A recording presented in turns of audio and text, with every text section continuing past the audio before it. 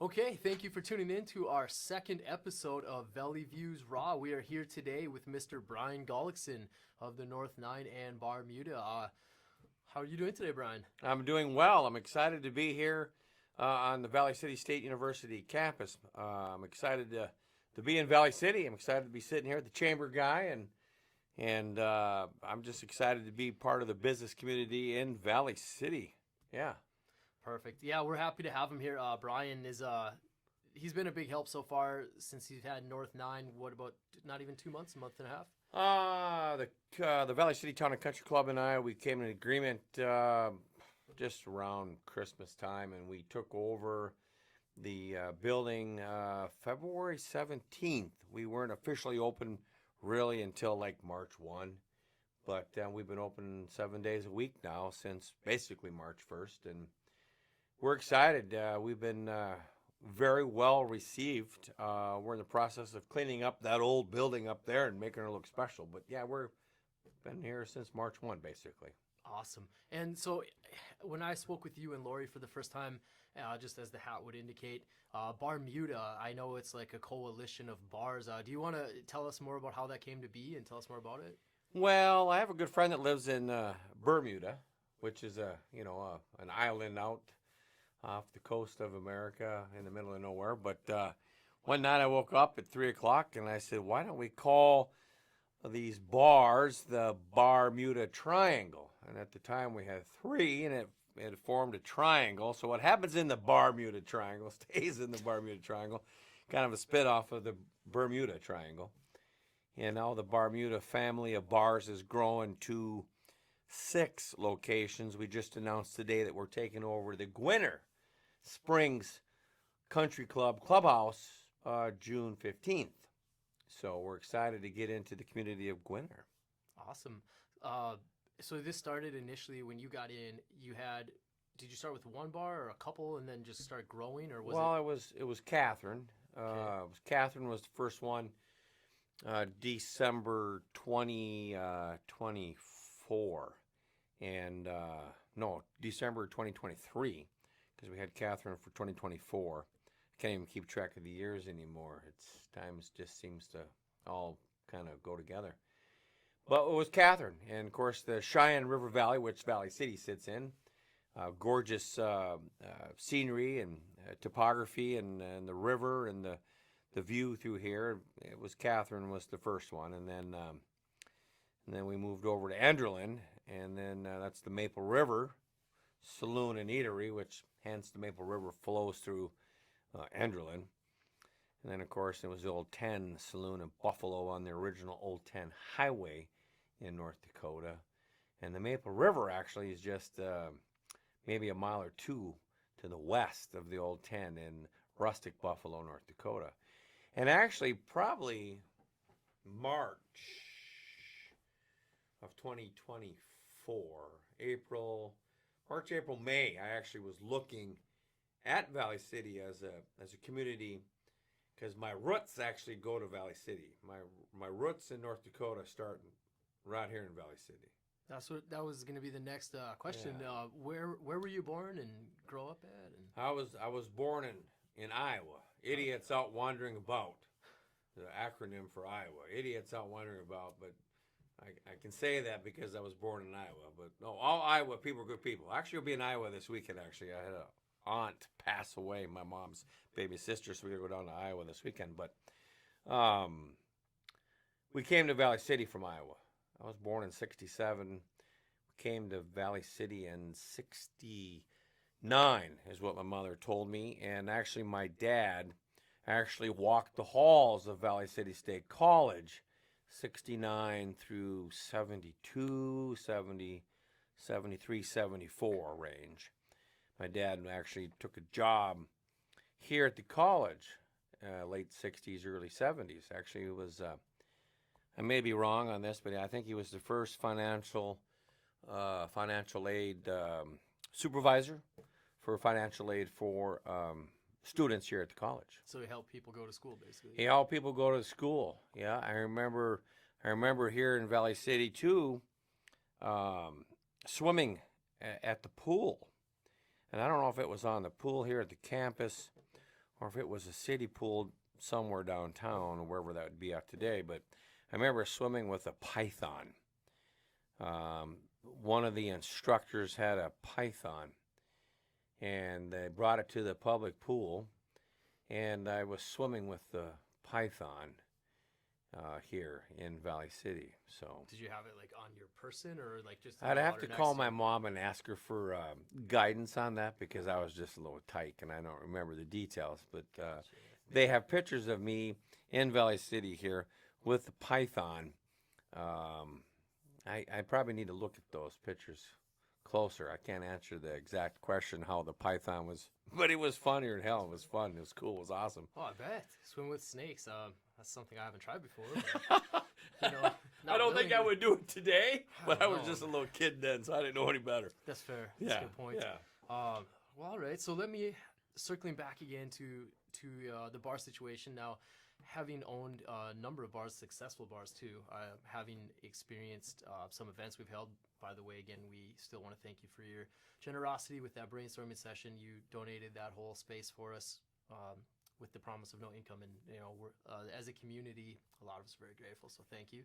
And that being said, so owning a number of bars, what would you say is something that a person like myself or someone who hasn't owned a bar or a business, what don't we know that comes along with owning a number of bars like that?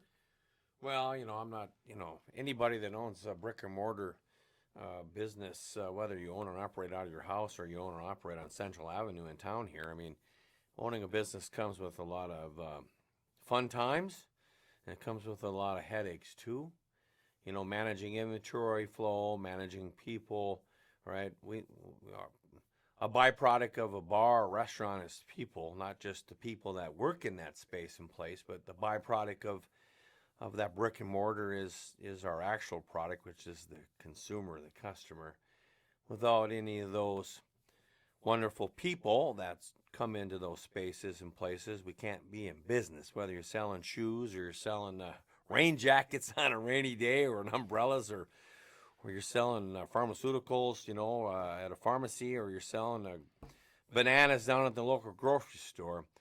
Those products are there for the consumers, and without having the actual product, which is people that walk on two legs and come in and shop and support your brick and mortar location, it makes things tough. Businesses come and go every day, not only in this community, but in many of the communities around Valley City. A lot of businesses are drying up.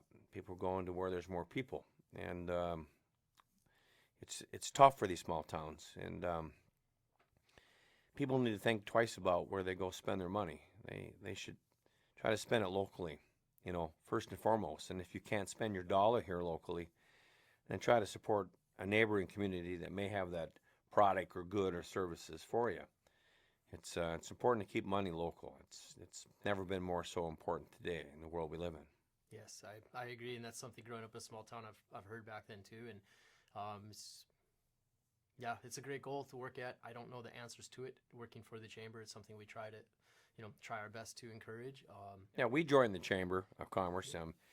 I think it's the right thing to do. If you're gathering a group of like-minded people, business owners, we're here to provide products, goods, and services to the community. So, everyone should be a member. If you're a brick and mortar or you're a non-brick and mortar, if you're doing business in Valley City, you should think about joining the Chamber of Commerce. It's just a band of people coming together to try to maintain, the business vitality in downtown Valley City. It's nice to see storefronts and store spaces illuminated at night, and nice to see beautification of buildings and stuff. And nobody wants to drive down a street in Valley City and see rocks tossed through windows and the storefronts and store facades all smashed in and caving in. That isn't good. That doesn't do good for anybody. Even from the mayor's office. Everyone needs to focus on growing a healthy business community. It doesn't matter if you sell washers or dryers or you sell flowers or whatever. Every single business plays an important role in this town. Yes, I would agree with that, and I appreciate the pitch you made there. You do a pretty good job. You might. Well, I used to, everywhere I've been, if there's a chamber of commerce, I've always, if we couldn't join it, we try to support them. It's important. I have a lot of businesses in Minnesota, and we always join the chamber of commerce.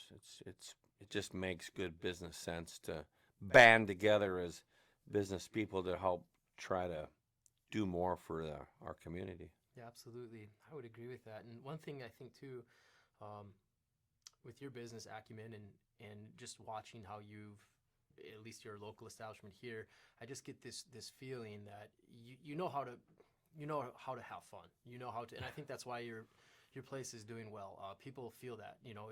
It's a fun environment. It's a relaxed environment. People feel comfortable in. Um, would you say that's played a role in your success at this point to maintaining such a large number of bars and keeping them full and with repeat customers? Or?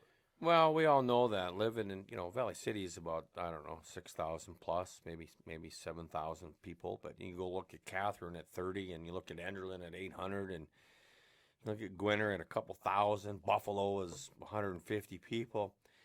There's not a lot of options for entertainment in these communities, no matter what the size is. Everyone thinks of entertainment. We got to go to Jamestown, and there's nothing wrong with Jamestown. We got to go to Fargo, and there's nothing wrong with that. But there's not a lot of entertainment options, and people are looking for things for the family to do. And sometimes it's just mom and dad going out to a karaoke night, or maybe it's a family event going because there's a comedy night or something like that. We try to bring a variety of different entertainment to our establishments here, and I call them Prairie Town bars.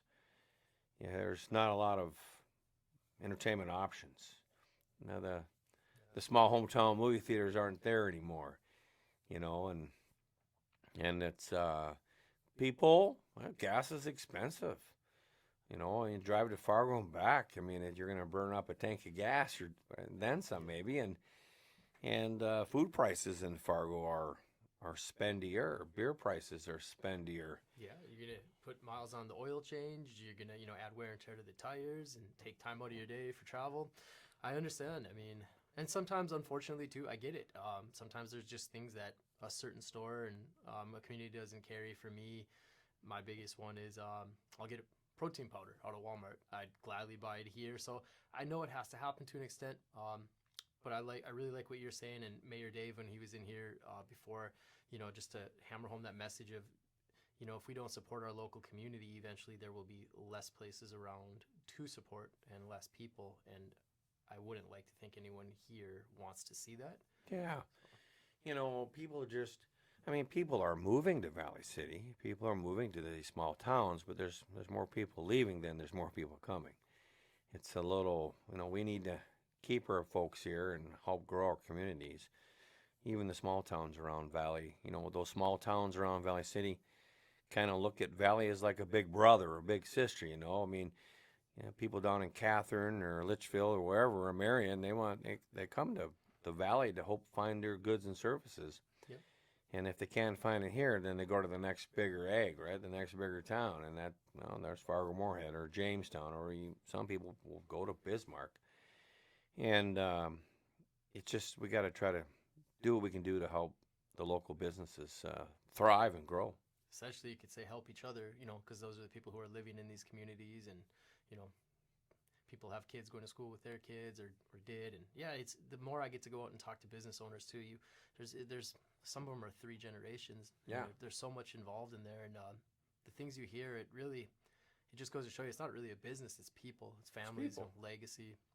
Yeah, and not to put you on the spot with it, because I know it's a tough question. What, in your opinion, what would you say is the most important aspect, or not really aspect, but what would you say is the solution to keeping people and growing the community? How would we go about that?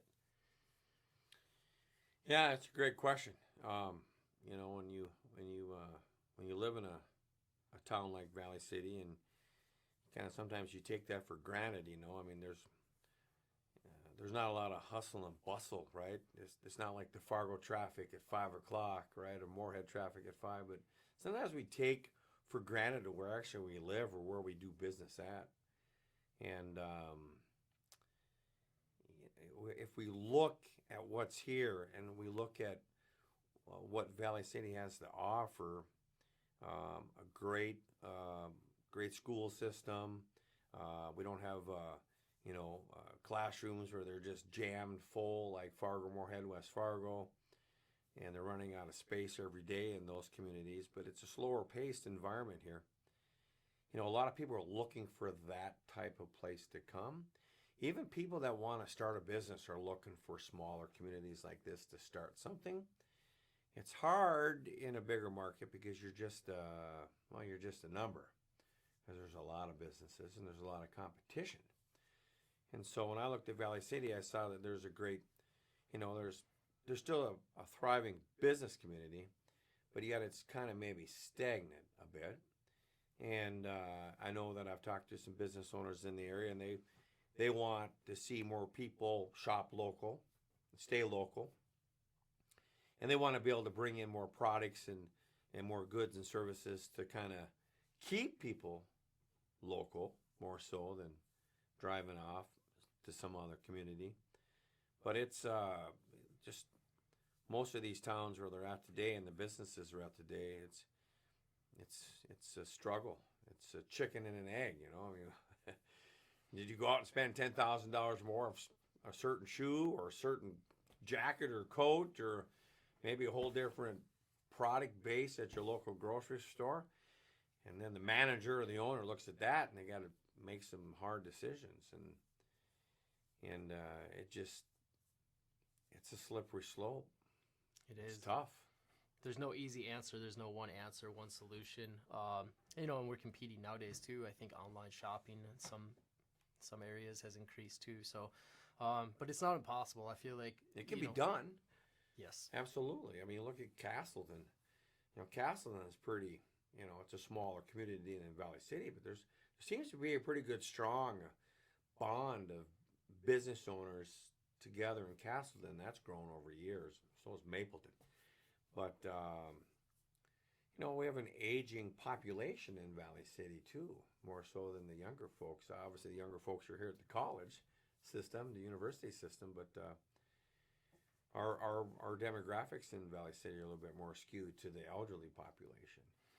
And we need to start attracting more younger families here, make housing more affordable, keep housing affordable, keep rental rates at a reasonable rate as well. And then at the same time, you got to have good available job opportunities. If you don't have a good job market, then it's hard to find your labor pool. Again, that's a chicken and an egg thing too.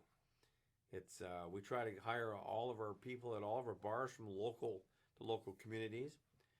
In fact, all of our folks that work in Valley City at the North Nine, you look at Enderlin, you look at Fort Ransom, you look at Buffalo. A lot of those folks that come to the bars that work there are from a 15-mile radius of each restaurant bar location.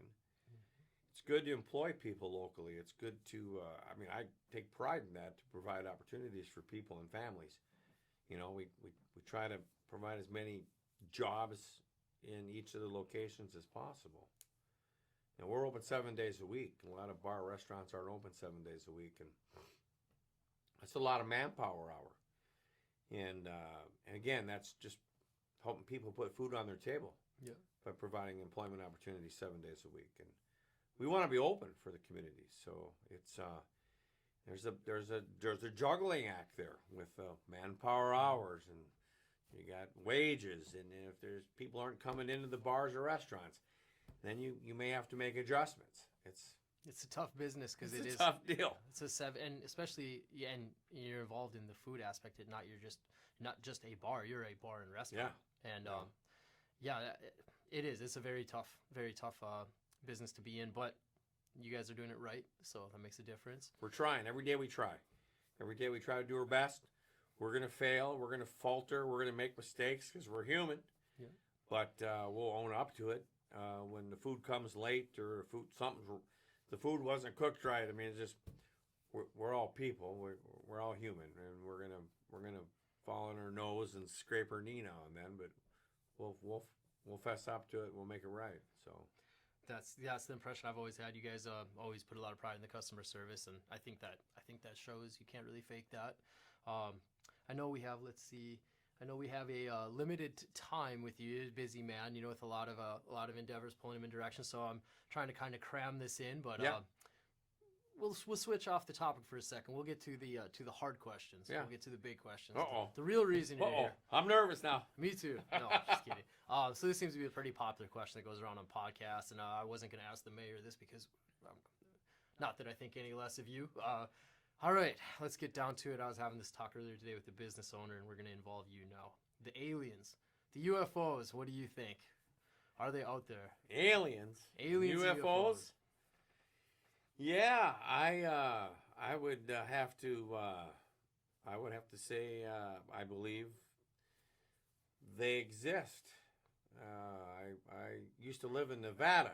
I used to live not too far from the Nevada test site. Area 51 area. I used to manage that state. Okay. For a wireless company. We actually installed some of the first wireless towers down there in the Nevada test site. In fact, one of my employees lived in Ely, Nevada, in Eureka, Nevada, and we would go on top of these, I guess I'd call them mountains because they're not. We don't have mountains in Valley City area, but these are big, oversized big hills. What we call mountains. We put towers up, the cell towers on there, and there's some things that I've seen, things I've experienced. I would say that I don't know if they're green or if they're yellow or pink or orange, but they're definitely, I believe in things like that.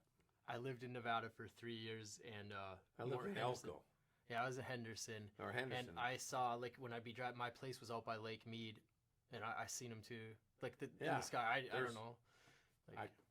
And maybe it's just our government horsing around with us. There's all kinds of strange technology that we don't know about, but it's stuff's out there. Yeah, I just think it's a fascinating question, just to hear people's take on it. We were also discussing the ocean. What is it? And someone might need to correct me on this. It's like 5%, 8% we have mapped or figured out. And I said, if I were an alien, that's where I'd be. Because think about it. We got more, we've been to the moon more than some parts of the ocean. Just a thought. I don't know if I would want to hang out in the ocean. I'd probably go in some isolated forest area. Just kind of relax there a little bit, like kind of Bigfoot. like a Bigfoot. Bigfoot, yeah. Then you could get shot though. Well, it's not likely, but you'd have to be stealthy though. It'd be hard to be stealthy when you're like 7 foot, 500 pounds now. Yeah, but you got to be able to be like a Klingon, and you can cloak yourself, and nobody can see you. I suppose Bigfoots could be intelligent. They're intelligent beings. They can't be. And who's to say they don't exist? I mean, could be some of the places in Minnesota. I can't remember the name of that town in Minnesota, northern Minnesota, but there's more Bigfoot sightings in that location than anywhere else in the United States.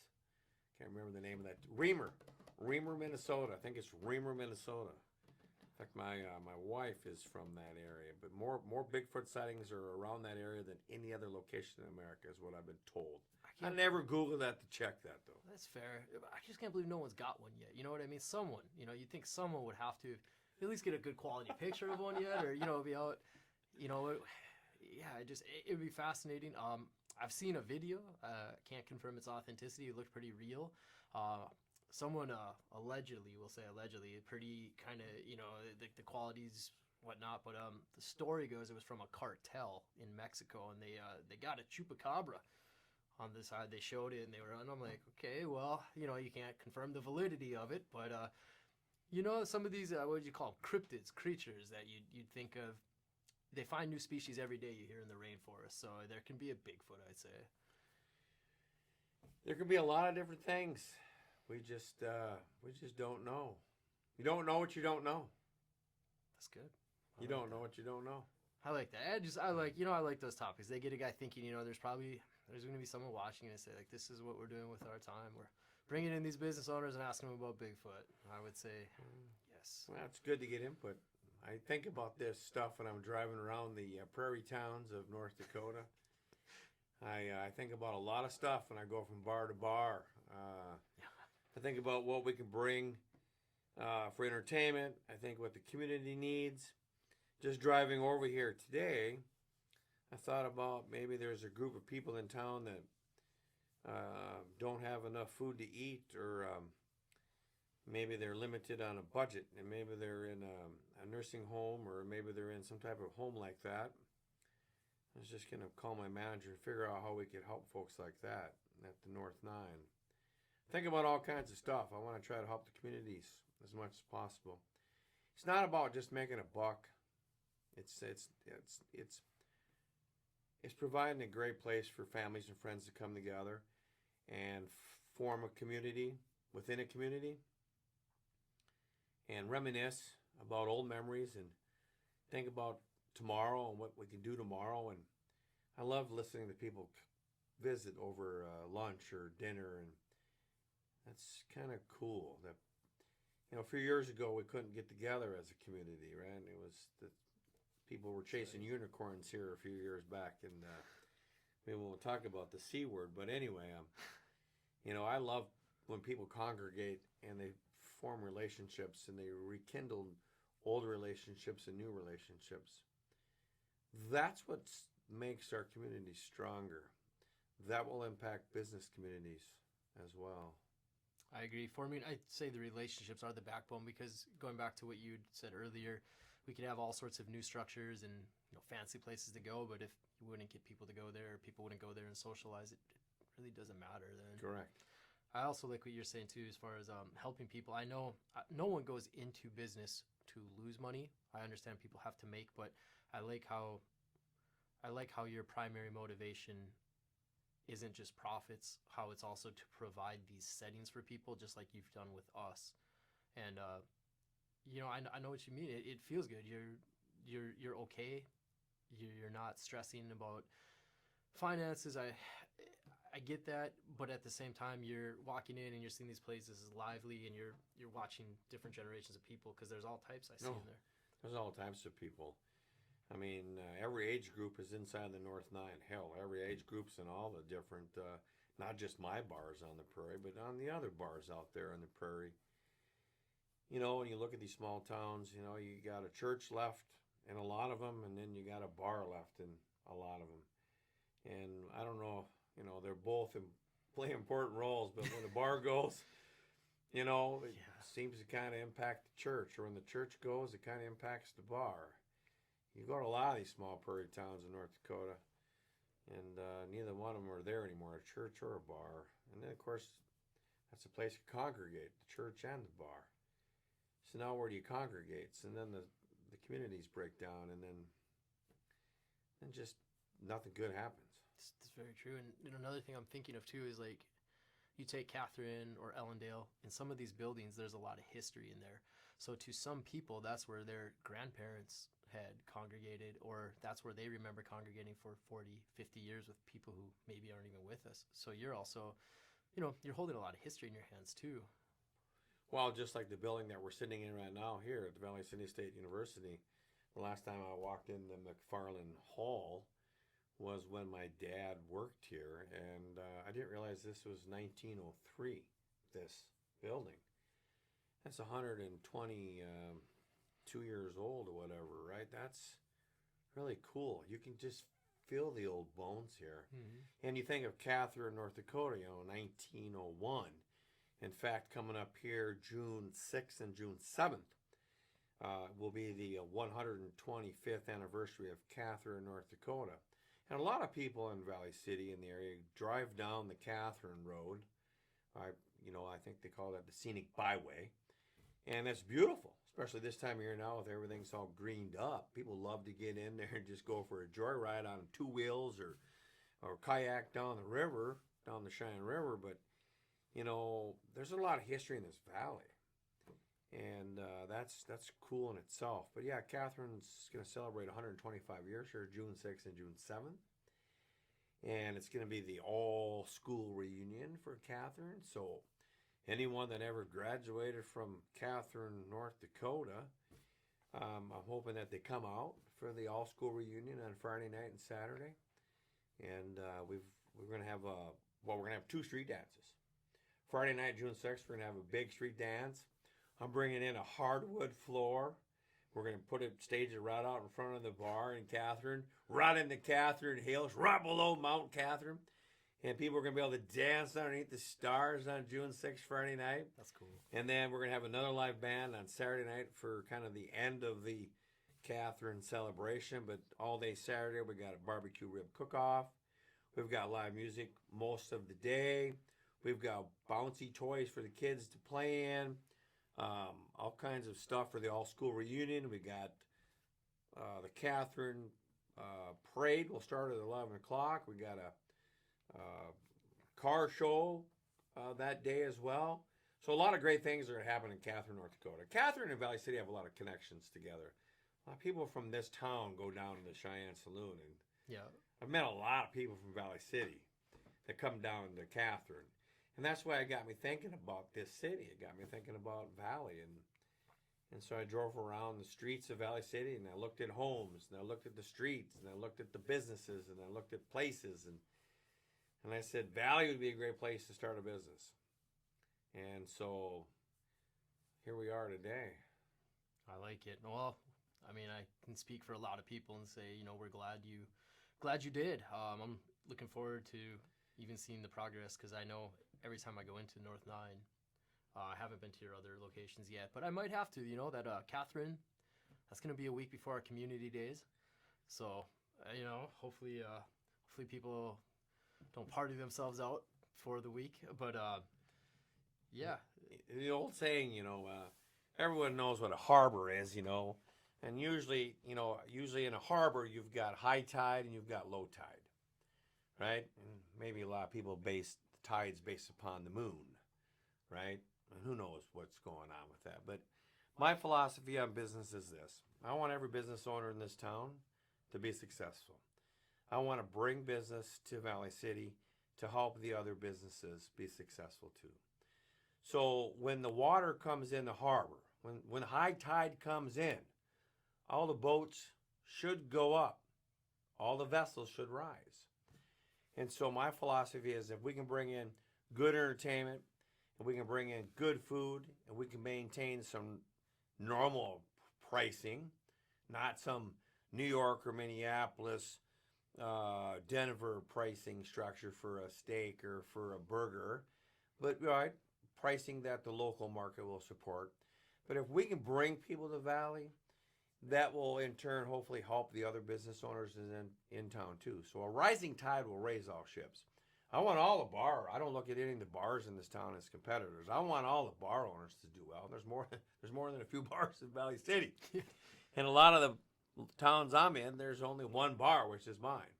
But I want the other bars on the rural prairie town of North Dakota to do well too. So my philosophy is, if we can bring business to these small towns and medium-sized markets like Valley City, then the rising tide will raise all ships. And that's the mentality that people should have, is how can we uplift the business community and uplift each other to bring more people here.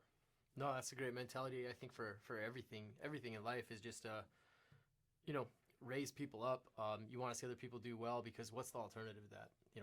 It's a kind of a negative outlook, and that's just a bad energy to have. I mean, yes, I get it. Maybe not everybody will share the same sentiment. Well, I don't want to see my competitors do better, but you just think of it as that business. You don't think about it as the family that loses their business or needs to move to find a new job after the business is gone. And it really is, that's something Mayor David talked about too in here. It just comes down to a general respect for people and for their livelihood. You might not agree, you might be in competition, but at the end of the day, when you really think about it, going back to this topic again, Ronald Reagan, he said something along the lines in the 80s of how fast everyone in the world would put their problems aside and unite if there was like an alien invasion. And I think about that though, Dude, we're back to aliens. Well, I'm just saying, it makes my point though. Correct. Like everybody would, come together. Quick everybody would forget the trivial differences, right? And support each other. And unfortunately, it would probably take an alien invasion to get a lot of people to do that. But I'd say most people could, find it in themselves to be respectful and courteous. Yeah, Absolutely. That's a good message. I like that. I like your mentality. What made you want to go into that line of, as you said, it's a tough life. Everybody thinks you own a business and you're doing good. They just assume that you're doing well off. It's not that tough. What made you want to own that large of a string of bars and go between all these places so frequently? I grew up in a household that always believed in entrepreneurship. So I'm an entrepreneur. I have a hard time working for someone. It's for the last 25 years of my life, maybe 30 years of my life, I've worked for myself. That's just how I'm wired. And when I got a call from a friend that said, hey, there's this bar in Catherine and you and your wife should go look at it, I didn't tell my wife because I knew immediately she's going to say, what are you, nuts? So I went down there and I looked at it. And then she put two and two together.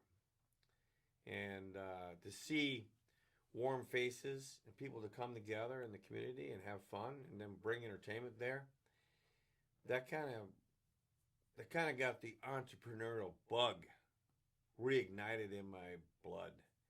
And then I started looking at all these communities around Catherine to see what businesses might be available, what opportunities might be there. Not just the restaurant and bar business, but what other businesses might be available in these small towns. And overwhelmingly, the restaurant bar bug got me.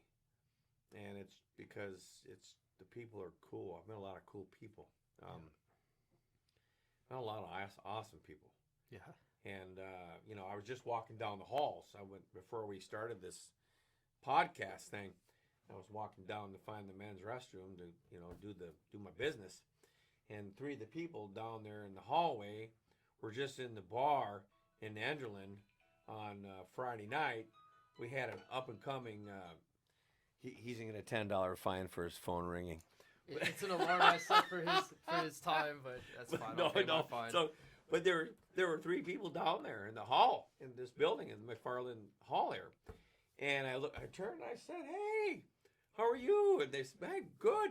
What a great night we had Friday night in Enderlin. And these people live in Valley City, and they drove all the way down to Enderlin to see this lady perform, who's an up-and-coming wants to be an up-and-coming music star. Yeah. And so I'm like, wow, they had a great time. And they drove, to Enderlin. They did business. They did commerce, not only in Valley, but then they did business and commerce in Enderlin. So they're supporting the local market, the local businesses, the local communities. So it was kind of cool to see these faces in here. And I'm like, hey, that's why I love the bar business, because there's a lot of cool people I've met, a lot of relationships. You're not wrong about that. I know, out of respect for your time, if it's something you want to wrap up, we're at about that 5 minutes after 3 mark. If you've got to get going, I know. I got to go to Fort Ransom. I got contractors I got to meet. I got people I got to meet down there. And I don't want to drive anymore in the rain today because it's been raining for the last 24 hours, but we need the rain for the farmers. I agree. It's a bittersweet type of thing. I know it's an overall good. Kind of miss those 90-degree days now, but we'll get those back. Everybody wins. But no, Brian, thank you for stopping on. Yeah, well, I feel honored and blessed, and what a true time here to spend with you. As you just recently got promoted here.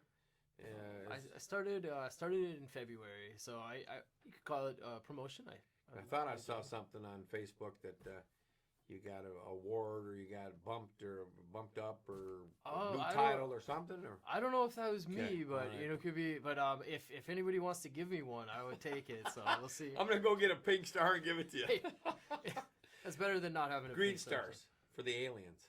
Oh man, those aliens! I don't know. Let me ask you this question before you go. Yeah. 1 Bigfoot, 5 aliens. Who wins the fight? 1 Bigfoot or 5 aliens? The stereotypical aliens, the gray ones. Yeah, I mean, the Bigfoot would be pretty strong, but the aliens probably got mystical and magical powers. And we don't know what those magical powers could do. And so the Bigfoot could maybe be in trouble. But I would probably root for the Bigfoot. Me too. Because he's been a legend in America for a long time. he's maybe more humanoid than those aliens, so you'd kind of have to go for him because he'd be our closest maybe ancestor in a way. Yeah. I hate those aliens, man. All right, well, Brian, we'll wrap it up. You, Yeah. You drive safe, sir. Thanks. You. Appreciate it. your time. Yes, sir. Take We'll care. stay in touch. How do Thank we you. shut this thing off? I'm gonna have to get up. Oh, and you're turn gonna have it to get up. off. All Yeah, right. manually. Take care, everybody. Thanks for your support and the Barmuda family of bars. We love you. Have a great week and great day.